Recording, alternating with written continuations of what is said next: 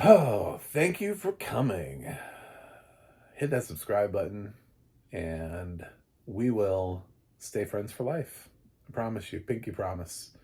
Uh, I'm going to be talking about the pilot episode only of the new live action Avatar The Last Airbender. I think pilots are really important to talk about. I know the new trend is to binge watch the whole thing and to talk about the complexity of the entire series, but pilots, you don't always get more than one episode from somebody. Somebody will jump in and they'll be like, yeah, I'll try it. They watch the first episode. Do they move on? I think there's still a craft in creating the correct pilot, the right pilot for the show. So I still like to do pilot reviews from time to time on certain TV shows. I don't think I'm going to recap Avatar on a regular basis. I'm just not probably the right person for that, unless you wanted a recap from somebody who didn't really love the TV series. I watched it, but I watched it late. So I picked it up because it was a thing, because it was a phenomenon. And I've seen The Legend of Korra also. And I still don't fully understand. Like, if somebody asked me, like, I have a hard time remembering the character names beyond Aang. Even I was talking with a friend, like, I don't know, 2 to 3 hours after watching the pilot, who was a huge fan of Avatar, and I couldn't come up with character names of people who I'd just seen in the episode, who I've seen this, like, I couldn't pull it. I just don't care enough to pull out the other. Like, I get the water bending and the air bending. There's a moment in the first episode where they do like the four elements, and it really made me want like some sort of Captain Planet thing. Uh, it was like earth, water, fire, air. I was just like, oh my god, they're about to summon Captain Planet. And no, I just, yeah, there's a franchise. Can we bring back Captain Planet, please? I'm a little bit older, and I need Captain Planet and not Avatar. I'm a weirdo. Anyway, yeah, so I'm blind. Watch this with audio description. The audio description on the film is fine. It's fine. What is this? Descriptive Video Works, I think, did this. I do believe so. I think that's right. I do believe I'm right, that in saying that. And I think I follow the narrator actually, on social. And yeah, okay. So my only thoughts are I'll give my thoughts, and then I talked to my fan friend who is fanboying all over the show, and some thoughts on that. My initial thoughts were a lot of feedback that Shyamalan's movie got was in casting, was that the characters did not perfectly line up with, or look like, or represent, or they really looked weird. Like nobody really liked how the way the cast looked. Racially, it was off. Lots of criticism thrown towards the cast. Sort of like the same kind of criticism that was thrown at Scarlett Johansson for being in Ghost in the Shell. It's like, well, this is kind of anime, so why are you in this? Um, I enjoyed Scarlett Johansson in Ghost in the Shell, and I actually watched a video with them, where there was a reporter that was walking around Japan who was asking a whole bunch of Japanese and couldn't find a single Japanese person that gave a shit about Scarlett Johansson being in Ghost in the Shell. Not a single person. She just found all these people on the street, and she just kept asking them, and they were like, "No, I just didn't think it's great." And they're like, "You don't care that she's not Japanese?" And they're like, "No, she's not human." They're like, "It doesn't matter what race she is; she's not human." I was like, "Oh, okay." So it's just American. It's weird American rage. So take it for what you will.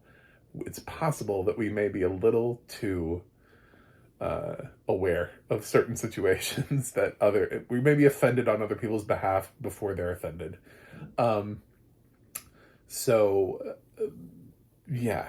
Anyway, the casting here seems to be better, um, but at the same time, if you're blind and you're trying to get that out of the audio description, it's not really there. there's not really an overly detailed audio description. Certainly, follows the same route as Percy Jackson, where it's like I couldn't tell you if there was anybody of another race in this. Really, it kind of dodges that a lot, and sidesteps it. So I don't really know what any of these characters look like ethnically, if there's representation for anybody at all in this series. So that's maybe my only feedback, but I can see why they would want to dodge it. A lot of series dodge it. A lot of series do this, we don't want to bring up race thing, you know? And there's two sides to that coin. One is representation absolutely matters. And if the person making that decision is consistently white, that's because it doesn't matter. That's because we've never had to worry about representation. There's always somebody somewhere. And then when there isn't representation, we get really upset. We're like, oh, it's an all black cast. Fuck this movie. Like that's just the way that we react to things. Like the one time that something's been created for somebody else, we're like, it's just.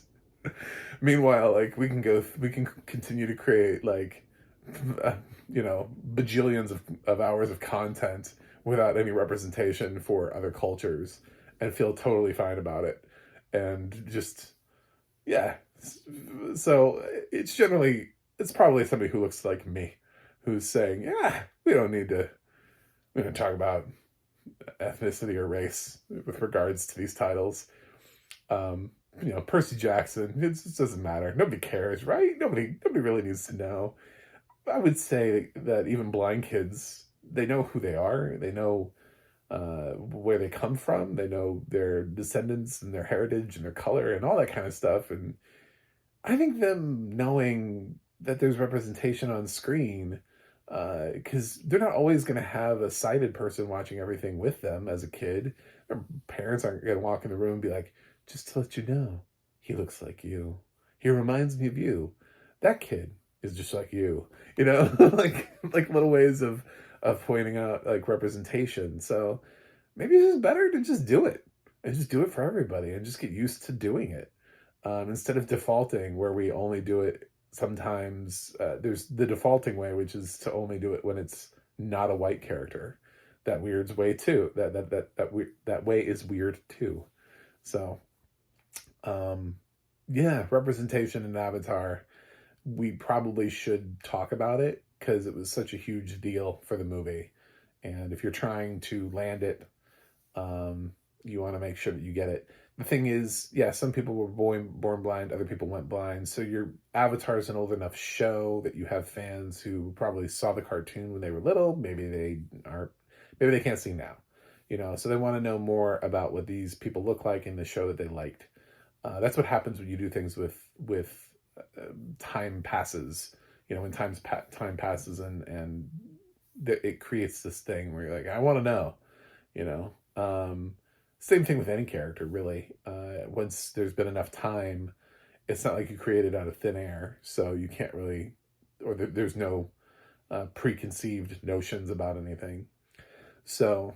As far as the show itself, the pilot episode works rather well. It felt like the beginning of the animated cartoon from what I can remember. I can actually kind of remember the ship sailing and Zuko going after, trying to get the airbender, and being on this mission. I like the kid. He doesn't have quite the level of anime intensity that the original voice actor did, which was a lot. Just as it was sometimes in anime cartoons, the voice acting is over the top. So you have to balance it. It's the same problem that like One Piece had, where it's like so now we're doing live action, so what do we do? Because we can't walk around talking like anime characters the whole time. It's a bit much. So you have to find that perfect balance where you're paying homage to the style while also not being absolutely utterly ridiculous with it. There has to be a reason to adapt it. It can't just seem like a cartoon that's live action silliness.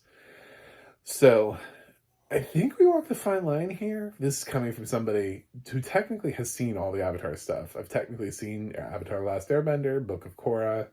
Um, I've seen the Shyamalan ass, and yeah, and now this. So you would think that I'd be a bigger fan. I'm just not that big of a fan. It just I saw everything late. Like I actually saw Shyamalan's movie before I saw the TV series, and I still didn't like it. You know what I'm saying? There's nothing that for me to latch on to except for that movie, and I could still tell the movie was bad. I didn't even know what it was being adapted from. I had nothing to tie it to, and I still didn't like it.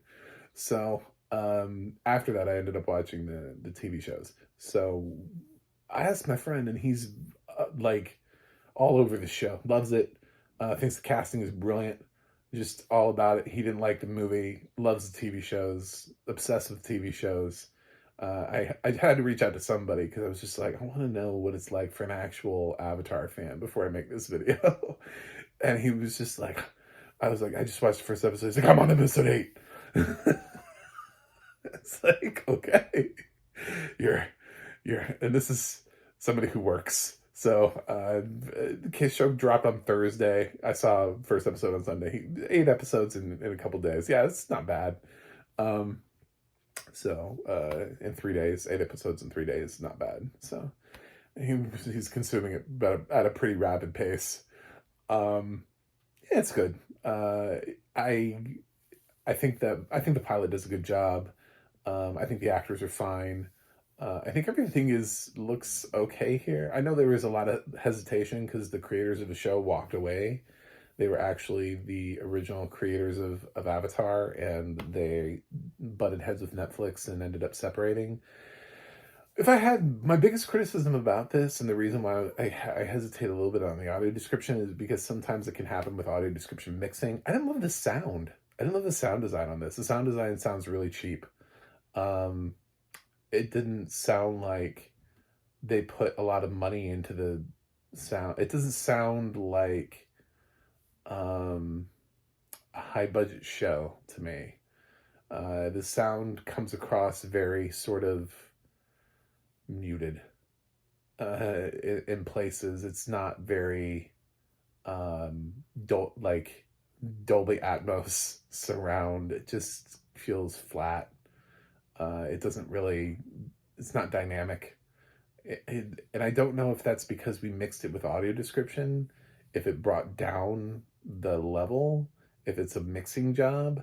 So that's the only hesitation that I have before I jump up and down about audio description also, is I don't really know what the show sounds like otherwise, but I noticed immediately there are other shows that sound better, that the quality in their TV shows. Netflix has some, they've produced some before, and they spend the money on it. Like Stranger Things sounds great. Yeah, they spend a ton of money on Stranger Things, but this is kind of a big property for them. If Avatar fails, if they have to cancel Avatar: The Last Airbender after one season, it's an epic fail. It's like Cowboy Bebop after one season. It's one of those things that you don't want to have to cancel it, so just go ahead and invest in it so you don't have a huge loss, because this would be a massive loss for them, a huge embarrassment if it fails. So I just kind of worry about that. It just doesn't sound great. The sound effects and everything in the show, the way that the music and everything is balanced, didn't come across very well. It wasn't the only thing I watched that day. It's other shows that I watched, just they don't have quite the sound design either, but they didn't sound like that. It's hard to describe. When you watch something like The Good Doctor, right, which has its own score, it has that music that is in like every single Good Doctor episode, that sounds really crisp and sharp. My Avatar sound didn't sound like that. The dialogue did, but not like the special effects or the music.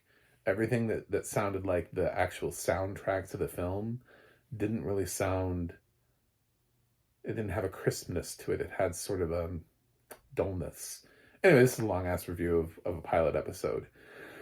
So if you think Avatar sounds weird, I kind of wanted it to be like Game of Thrones for Netflix. You know, we'll see. I yeah. If the fans are happy, it'll last. It'll survive. It does need to bring in some new people. I think it has the potential. But it's yeah, we'll see how the next couple episodes go. I think the pilot has enough there that it would get people to stay if they hadn't watched the cartoons, but were interested in sort of fantasy shows. I think there's enough here to work with. So I'm generally pretty happy with it. I'm gonna give Avatar: The Last Airbender a B+ for a pilot. So um, that's it. Yeah, that's what you get from somebody who's not a huge Avatar fan. Those are my thoughts. I wanted to put them out there. It's a big enough show. I'm not going to recap this episode by episode. It's just not my place. I don't love Avatar enough. Each episode would kind of be like this. Every recap would be like, oh, I don't know, it was fine, and I want to be enthusiastic about the show. It's better than Percy Jackson, a show I was enthusiastic about. So there's something. If we're talking about major adaptations we've had recently, this beats Percy Jackson, which I know I talked to fans. I talked to a fan of the books, and they like the TV show better than the movies because they read the books.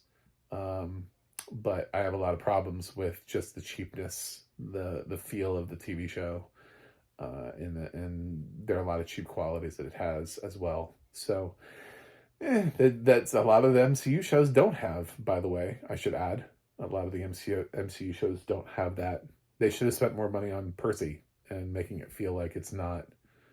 Yeah. Anyway, this is a long video. Thanks for watching. Thanks for subscribing. And I will see you guys on the other side.